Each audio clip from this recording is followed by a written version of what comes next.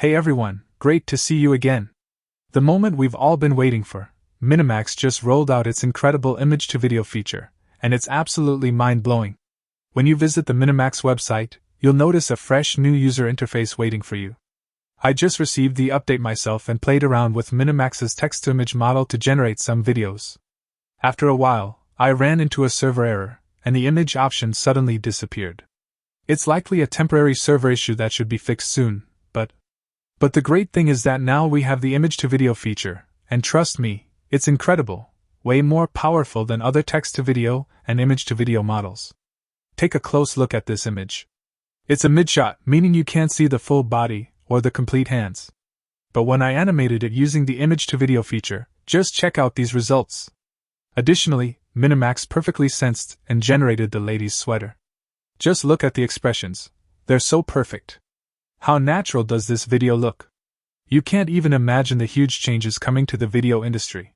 We're not far from the day when one person can create an entire movie, and do it in just a week. It's a total game changer. Check out these additional videos I created using the image-to-video feature. The camera movement is significantly smoother now, and it looks like we can generate videos at 30 frames per second. Next, I have another video I created from an image, and I can't wait to show it to you.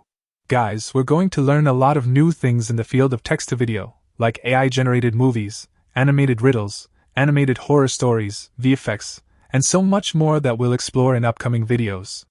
For example, check out this short survival video. And with that, let's wrap up the video. Once upon a time, there was a man traveling on a ship. Unfortunately, a terrible storm struck, and the ship was destroyed.